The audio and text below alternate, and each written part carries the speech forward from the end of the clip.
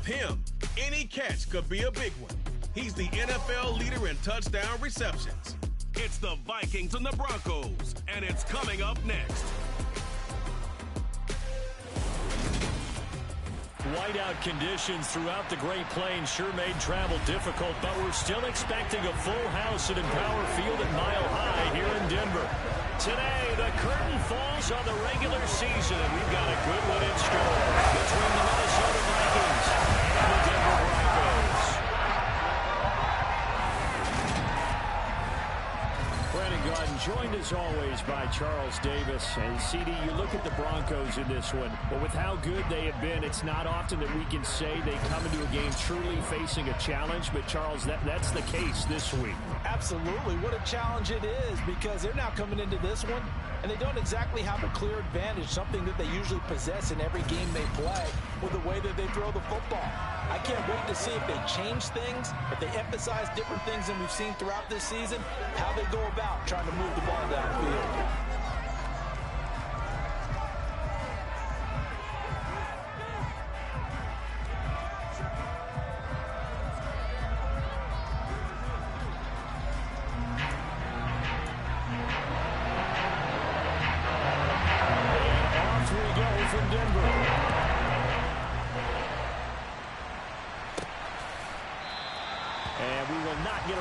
Here to start, it's a touchback, and it will come out to the 25. So here's the Viking offense making their way out.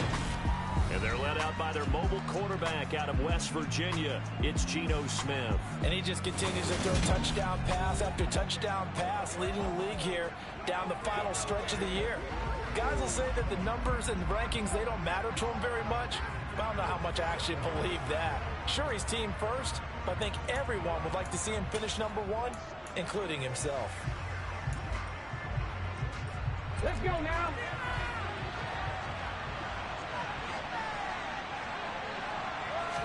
Right out of the gates, here's Smith. He'll swing this out to Mostert. And from the 25, they work this to the 29, a gain of 4. Well, this defense very strong in that victory from a week ago. But we certainly had a nice conversation with the defensive coordinator, didn't we? And what we heard, I like what we did, but we definitely need more pressure on the quarterback this week. And this will be a Vikings first down as he gets it up past the 35. A quick burst there, and he nicely bit off a pretty decent gain.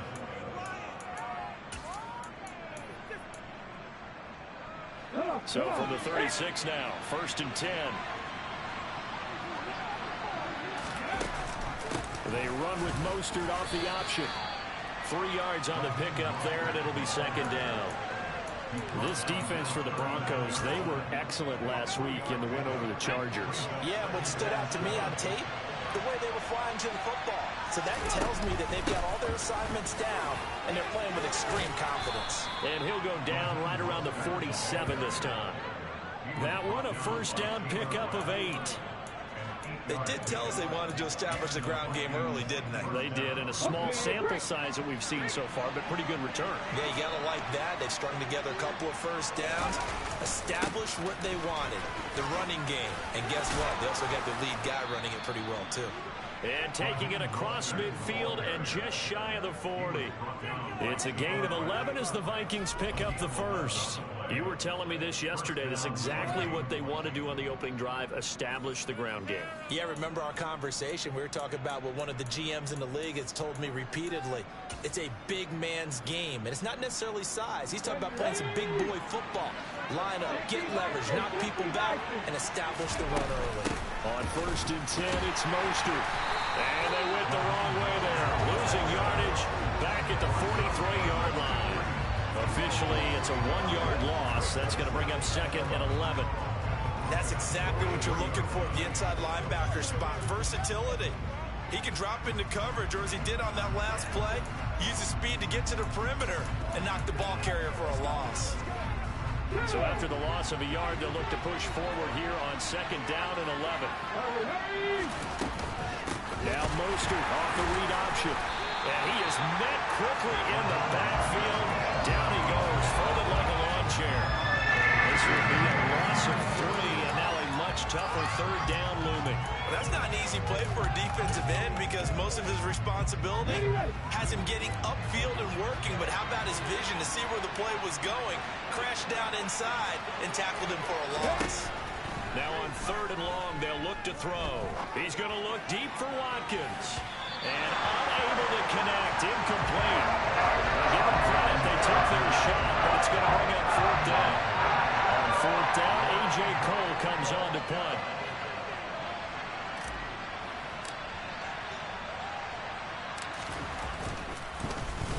And here's a very low line drive, almost whiffed on it.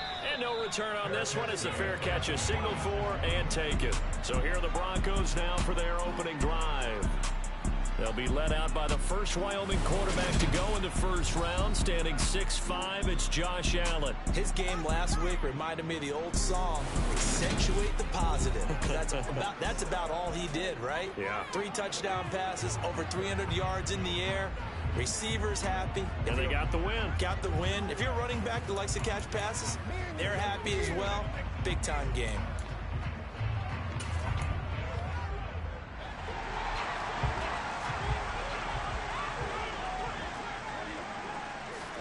So they fake the handoff. Now Allen. Completing it to the right side. Johnson. And he takes us beyond the 35 before going out of bounds. Right off the bat, it's a first down to start the drive, 12 yards. What a dimension this man brings to this defense. He had his mind set there that he was going to get in and make that tackle. He really flew to the football. And some room to maneuver. And some nifty running here as he'll take this across midfield and down to the 47. Give him 14 yards there and a Denver first down.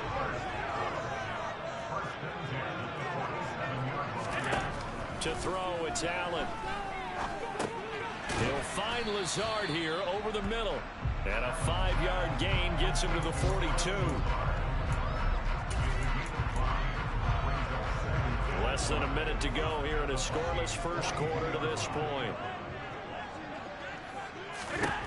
Looking to throw again on second down. Allen, the Vikings after him, and they get there for the sack. No surprise there. Chase Young wrecks that play with a sack. Now, the number one mission of any offensive line, you got to protect that quarterback, keep him safe back there. This time, the rush got to him in a hurry. Yeah, that's one where you turn to your lineman and say, guys, can I get a little help here? And you have to ask politely because, remember, they're blocking for you the entire game. But as a quarterback, you've also got to have the clock running in your head when you need to get rid of the football. But this time, he had no chance. They routed him instantly. Yeah, the next-gen stat's going to show that sack carried out in just 2.5 seconds from beginning to end. The Broncos send out their punter now as he's on to punt for the first time this afternoon. And now where will the side judge stop his walk? That's the question. He says it crossed out of bounds at about the 17-yard line. Here are the Vikings now to start their next drive. Over on the sideline, hoping to hit that reset button between possessions. Last time out, they had to punt it away. This time hoping to finish this thing off in the end zone. The tackle there by the safety, Xavier McKinney. No score after one on EA Sports. The Vikings with the football here to begin the second quarter as they've got it with a 2nd and 10.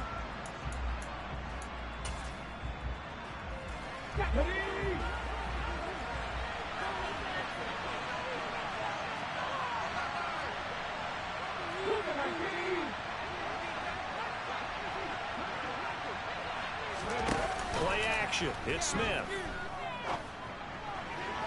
And he rifles one incomplete. And so we thought he had an open look beyond the first down marker to his receiver, but they just couldn't connect, and that will send them back to the drawing board. The threat of a second straight punt to start the game is looming as they come up 3rd and 10.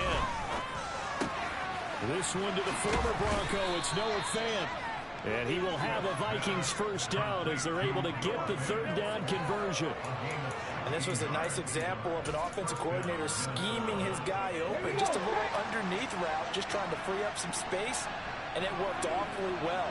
Got him not just space, but plenty of room to run after the catch to pick up really nice yardage. And able to get this one across the 45 before he's brought down. 12 more yards there and another first down. Absolutely love the run right there. This guy's known for his quickness, but also for his speed. And he's able to get to the second level almost before you blink if you give him any type of blocking. Always talk about slot receivers, and they're usually known as quicker than fast.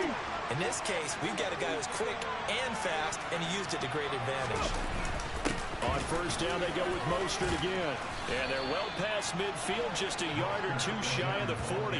That's a 12-yard gain now on back-to-back plays. We use the word relentless a lot with guys who are aggressive on the field. In this case, it really fits, doesn't it? How about his ability to break tackles and his feet never stop moving?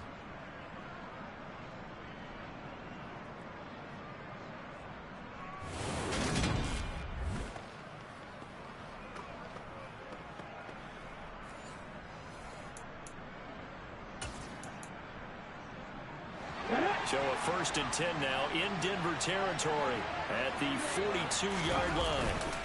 Once again, it's Mostert. And not a whole lot of room to operate there on the first down run. He gets maybe 3. Well, that's just a pile of bodies there, and that's when you kind of find out who's a tough guy, right? Who can stand up and make a play. It was only a 3-yard run, but for both sides, they had to walk away from that feeling like, okay, I can stand up when the going gets tough in here. When you find that kind of yardage, you couldn't be more confident as a ball carrier. And guess what? You're going to go back and tell your offensive coordinator, I'd like to keep carrying it, thank you. Let's go now. This will be the 8th play of the drive here. 3rd and 4. Off of play action. Here's Smith. He's got his tight end Fant. And this is going to be another first down as they'll make the tackle at the Broncos' 24-yard line. 12 yards on 3rd down as the drive rolls on. Well, a lot of times when you get a manageable 3rd down situation like this, you have to think about your tight end, and he comes through for him, picking up the first down.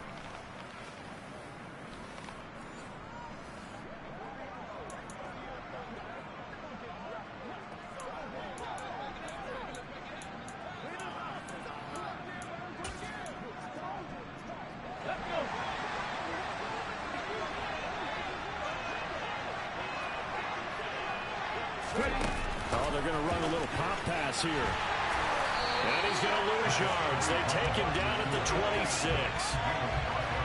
Well, I think the hope is, with a touch pass like that, maybe you catch the defense off guard, but they were all over that one. And it is the kind of play that works better against certain defenses, and this clearly was the wrong one to run into. Really nice job getting him down behind the line of scrimmage. Well, a 2nd down throw for the end zone, but it's incomplete. So, CD, here we are. You look at how well this offense has played all year, 16-0. Now, in most years, they'd be at home right now enjoying time off for their perfect season, getting ready for the postseason. But this is the decade of the 2020s, so that means 17 games are what's needed to get through a perfect season. Would a win here make them an all-timer for you? It would. It absolutely would. And I realize we're not comparing apples to apples because of the length of regular seasons. But if you think back to the 1972 Dolphins, they were 14-0 in the regular season. 3 wins made them a Super Bowl champion, so they were 17-0 total. Imagine getting through 17 now and then continuing on and winning the Super Bowl. They're an all-timer team already for me. 2 minutes on the clock in what's been a scoreless first half.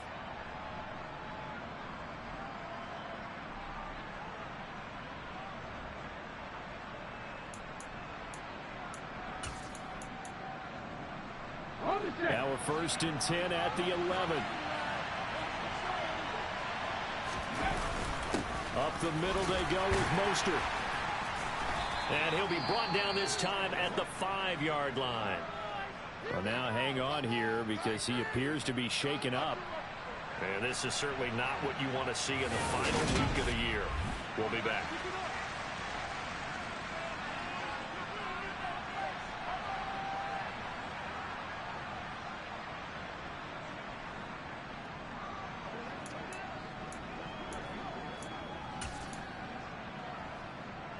The last run got 6, now 2nd and 4.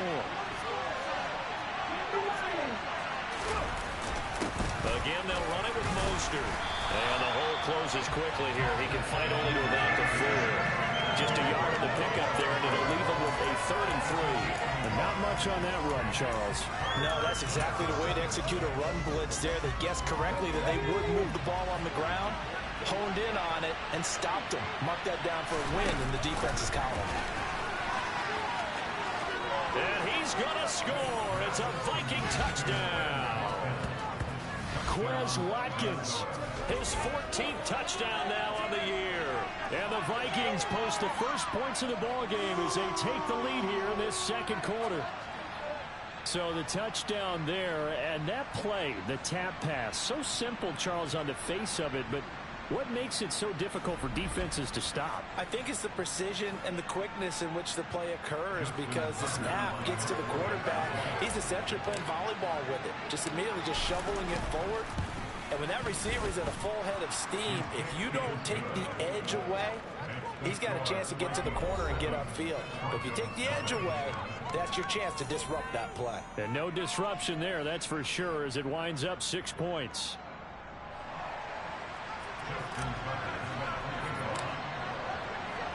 Tucker now to kick it away following the touchdown. And the mile-high air in full effect as that's out of the back of the end zone for a touchback. So now the second drive offensively coming up for the Denver Broncos. It hasn't gone particularly well for them, that's obvious. In these conditions, no points so far. They've got to get that offense on track. The question, how do they do it? It is the age-old question, isn't it? And to me, finding a way to make sure your playmakers touch the ball without it being too exotic. Meaning you don't have to go deep down the field. Maybe you hit them on those short passes on the perimeter. Make sure you just turn around and hand it to your best runner and get out of the way. Don't cause any extra stress on your offense. Finding Johnson on the out route, that's complete. And he'll be taken down, but not before they work this to the 45. Now the Broncos are going to call the first of their timeouts, as they'll stop it with just over a minute to go before halftime. For a tight end, he's got good straight line speed, and on that route, he's often the guy that gets overlooked. Nice job there of finding him in stride for really good yardage. Allen now on first down. Incomplete, right side to Cook. Now another timeout called for by the offense, as the stoppage will come with a little under a minute to go in this first half. 2nd and 8.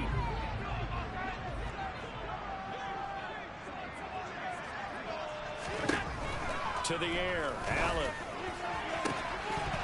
And it's incomplete. Took a shot, couldn't connect.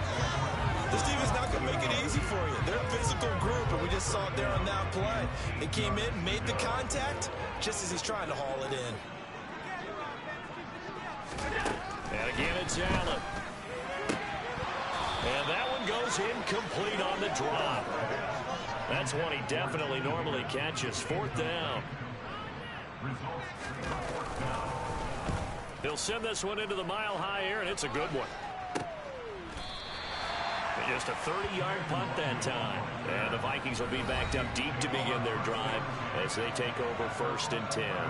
Speedster Raheem Mostert and the rest of this offense out to start the drive. And he's well on his way to a 100-yard game. He's already more than halfway there. We're only in the second quarter. And what I've always loved about running backs is they'll tell you, I had no idea how many yards I had. Right. Those guys have an innate sense of where they are in a ball game. And he coughs up the football near his own goal line. And this will be gathered up in the end zone. And that's a defensive touchdown. Once that ball was loose, the question was, would this be 2 or would it be 6? It's 6. The defense able to pounce on it. And for the offense, the training didn't really kick in, did it? Once that ball comes loose, you've got to get on it, make sure that you recover it, or make sure you punch it out of the end zone. Anything but give it to the defense to score a touchdown. Joey Sly on for the extra point.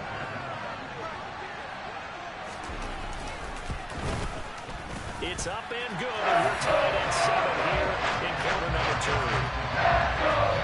The scoop and score, always an exciting play in football. We witnessed it there, grabbing it off the ground, and then rumbling it into the end zone for 6. So all even at 7 now as kick it away. This one taken just inside the 10. And he's up across the 25 and down at the 28.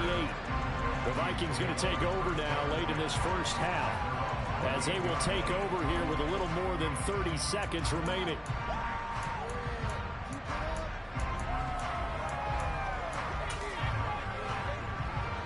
Just over 30 seconds to go in the half. They've got it 1st and 10. They'll fake it. Now Smith. He's airing it out for Williams. And that is incomplete.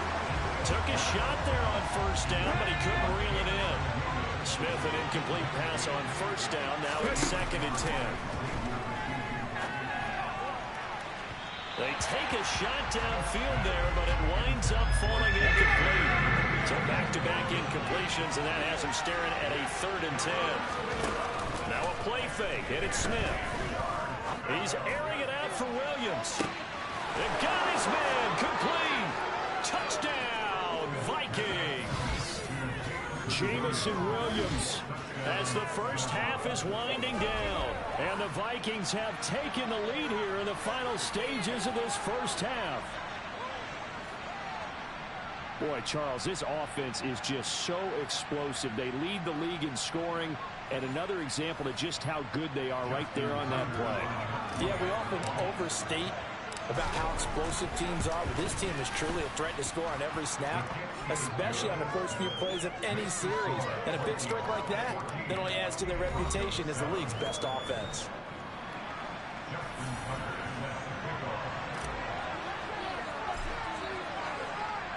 So not much time to speak of remaining in this first half as the kick's away. Right after the touchdown to extend their lead, now maybe opening the door a little bit there by allowing starting field position at the 40. Well, you don't see that often. He just mishit it, and it goes out of bounds. Well, I know sitting up here, and I'm looking at you, and you're looking at me, and I know we're both thinking the same thing. Isn't it easy enough to keep it between the sidelines?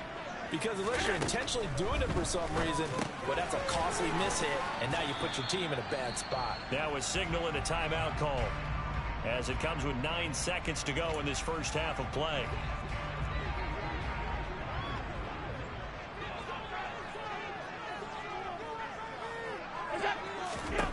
Throwing again on 2nd down. Allen. And that will be incomplete. 4 ticks left here on the clock.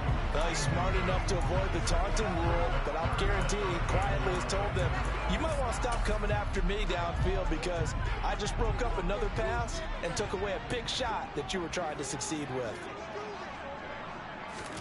A final shot before half for Allen. And he'll let this go deep for Lazard. And that will be incomplete. Well, they weren't scared to let it fly, but it falls to the ground and brings up 4th down. So we hit halftime with our visitors, the Vikings, taking the lead to the locker room. As we send you on out to our studios in Orlando, here's Jonathan Coachman at REA Sports Halftime Report. All right, Brandon, thanks very much. It's all down to this. Week 18 of the NFL regular season. Lots to be decided, so let's get right to it. We'll get started over at Mercedes-Benz Stadium in downtown Atlanta, where you see the final. Hey, we get it. No time to waste. Playoffs starting next week. We skip right over halftime and get back to the action. Okay, Coach, thanks as always. This one's still anyone's game as we welcome you back for quarter number 3. The Rocky Mountain snow looks like it's going to continue through this second half as we are back underway in Denver. And they will not get a chance to return this one as it's through the end zone for a touchback. And the Bronco offense ready to begin this third quarter of play. Charles, it'll be interesting to see what adjustments this offense made in the locker room. Haven't really been able to get anything going offensively, virtually nothing in the ground attack either. So certainly something has to change here in quarter 3. And I'm pretty sure their friends from the defensive side of the ball told them exactly that, because those guys, the stop troops, they've been playing pretty well. They've kept them around in this game. Now, they got some time. The running game struggled in the first half. Opposition knows how to focus on defending the pass here. They've got to re-energize that ground game and maybe open things up for a comeback here in this half. On second down, Cook. And from the 25, they work this to the 29, a gain of 4. I have to think a major focus of the halftime meetings had to be figuring out how to create space for the running game to get operating. Well, what you pointed out to me at half seems accurate. That line has struggled to sustain blocks. Yeah, I would agree with that totally. They've got to focus on staying on their double teams at the first level, make sure that block's secured before they slide off and try and chip someone at the second level.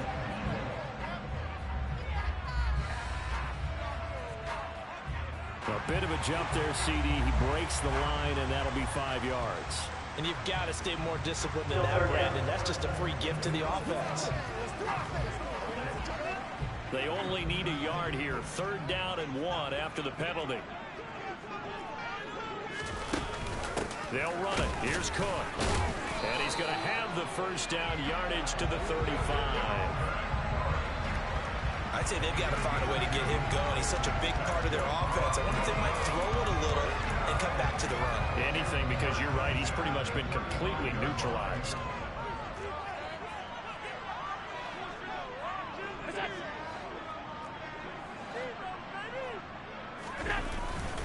First down, here's the run with Cook.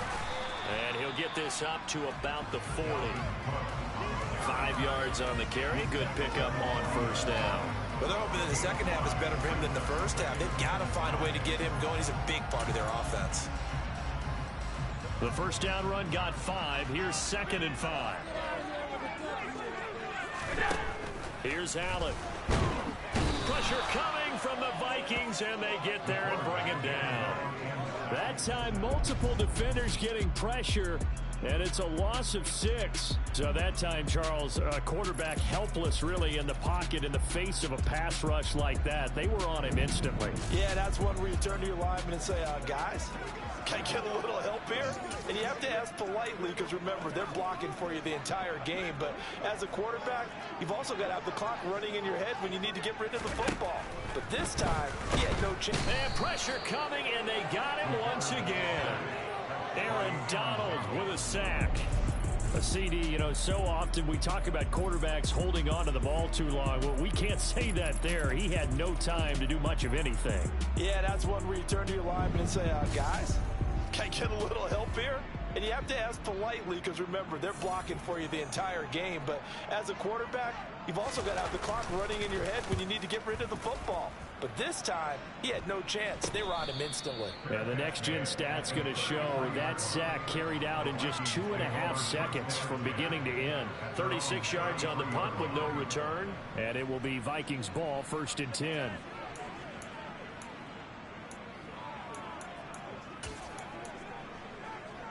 Ready, break.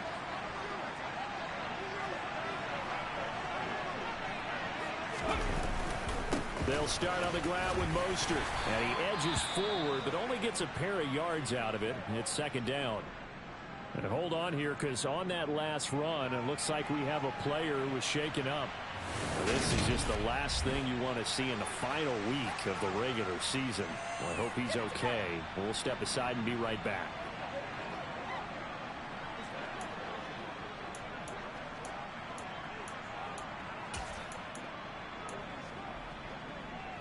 The last run good for 2. Here's 2nd and 8.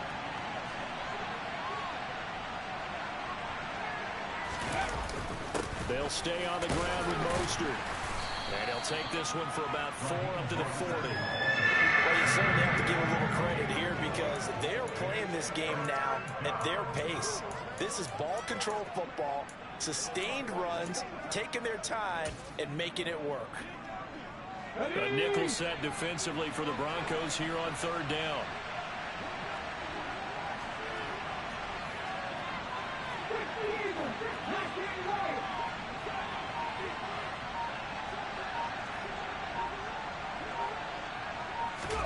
They'll fake the handoff. Now Smith.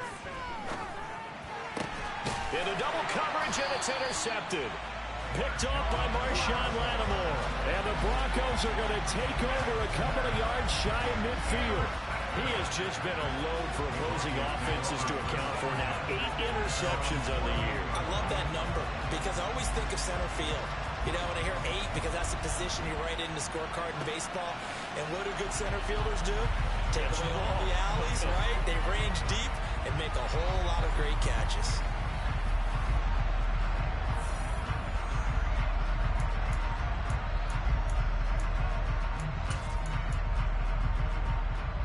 Good starting field position for them here as they come up 1st and 10. Just shy of midfield at the 48. Here's Cook as they begin on the ground. And he'll fight forward maybe to the line of scrimmage, but that's all. Caleb Farley there on the tackle. Defensively, though, they had a chance there to hit him for a loss. Couldn't get it done. Looked like someone was able to knife into the backfield, but he wasn't able to get him down. But his compatriots, they were able to grab him at the line of scrimmage and not let him get any further downfield. They try to throw on 2nd down, but this one is incomplete. Well, the passing windows are just not there. That's just another example of how great this defense has been all game long. And that's exactly what a top 10 defense can do. They can really change the game tempo and frustrate you as you try to execute offensively. Throwing is Allen on 3rd. That one taken in by T. Higgins. And he's going to be taken down right at the 40-yard line. If you're going to blitz, likely going to leave you in man coverage with this guy, and that is less than ideal. It is, because just about any offense that has an elite receiver, if you blitz and have him in man coverage, you're going to him, even if he has an elite defender on him, because he usually knows where the ball is before the defender does. Oh, Allen cannot get away, and down he goes. That time, multiple defenders getting pressure, and it's a loss of 6. And this dominant defensive performance continued on that play. This poor quarterback has not received the protection he needs and has had to pick himself up off the turf far too often. Another try after the 1st down sack. Allen swinging this out wide here for Cook. And he'll go out of bounds after taking it a little further down inside the 40. A gain of 8 there on the play. And 3rd and 8 now. They'll be in search of 8 yards here as they hope to convert the 1st down.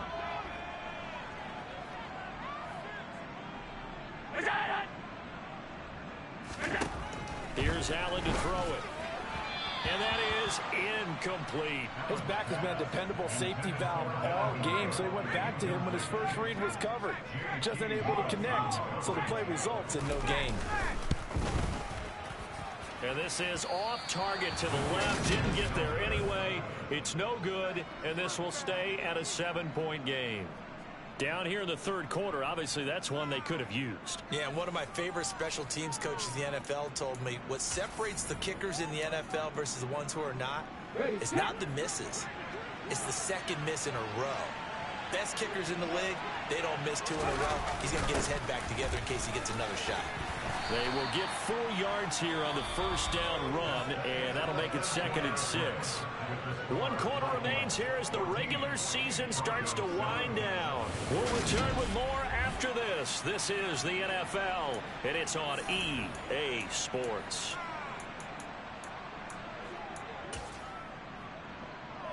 The run got 4. Now they deal with a 2nd and 6. From the gun, a run with Mostert. And he's got it across midfield and into Denver territory. After a gain of 5, they'll wind up being about a length of the football short here on 3rd down. Here we go. Smith keeps it on the sneak. And he will have a Vikings 1st down, at least at first glance, as they'll spot the football just beyond the marker. They find a way to convert on 3rd and inches. They run with Mostert off the option. This will be stopped about 2 yards shy of the marker. 8-yard gain, 2nd and 2. I'm guessing you'd say this is kind of the key here. Grind out some yardage, work on that clock, see if you can continue to tick it down. Definitely, you want to bleed things out at this point, right? Continue to possess the football, gain some yardage, and put the onus on the defense. Do they have to use timeouts? What are they going to do to stop you? You're taking charge. 2nd down, here's Mostert again. As we get late in this one, is altitude a factor for a visiting team in Denver? Is that something that's overplayed? No, it's real, and I know a lot of the visiting teams like to downplay it because they don't want to get into the heads of their players, but you can't avoid it. As soon as you get to the locker room, you get to the stadium, they always post it in there. Welcome to Denver.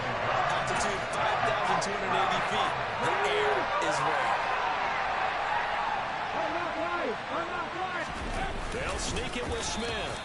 And he's going to have the first down, yardage to the 35. They only needed a few inches, and they didn't get much more than that. But by about the width of a shoelace, they convert on 4th down. So this drive going to continue following the conversion on 4th. Here's 1st and 10. Now Mostert off the read option. Trying to run inside, but nothing there. Calling no gain on the play, and it'll be 2nd down. They've called his number a lot this afternoon. You wonder how much tread is left on those tires. We certainly do, but I always think back to one of my favorite coaches in the NFL. And he used to have a meeting with his running backs every year in the offseason and say, look, as many times as you're going to carry the ball, you should be able to carry it one more time, so make sure you get in shape.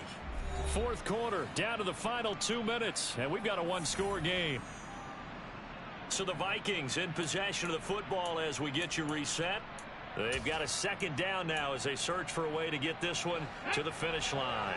Another running situation on the doorstep as they come up 2nd and 10.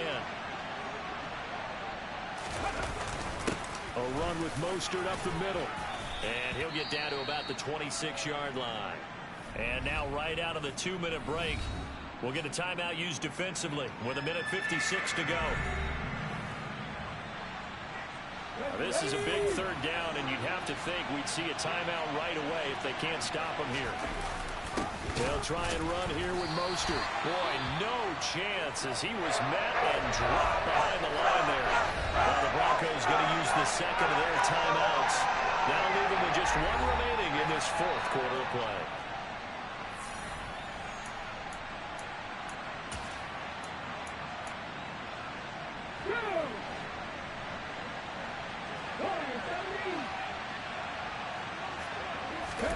Here we go on 4th. Smith. He's got this complete to Williams. And he is going to pick up the Vikings' first down as they manage to convert. And that'll keep the drive alive. It's one play at a time, baby.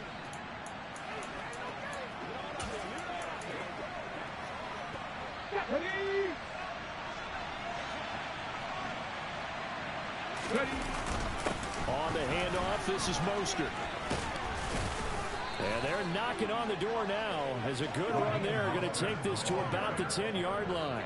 105 yards for him now on the ground as he goes over the century mark here. And I'd say he's ready for the playoffs ahead, no doubt. No doubt those are the types of carries they're looking for here, Charles. The lead in the 4th quarter. This is when coaches that have a reliable running game, they breathe a little easier on the sideline.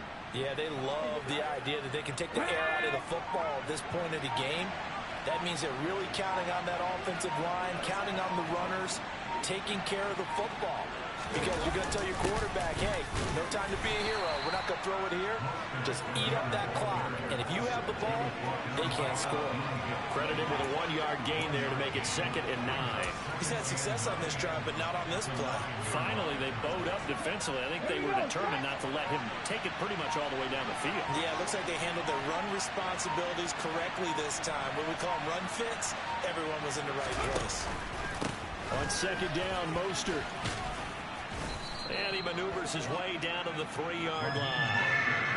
It'll be a gain of 5, but still about 3 yards shy of the first down marker, and now it's 3rd down.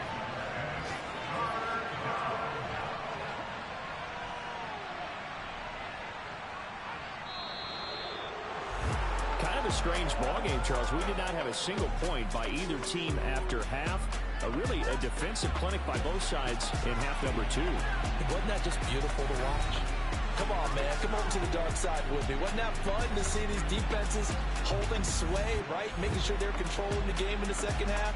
It lets you know that you've got to score points when you can.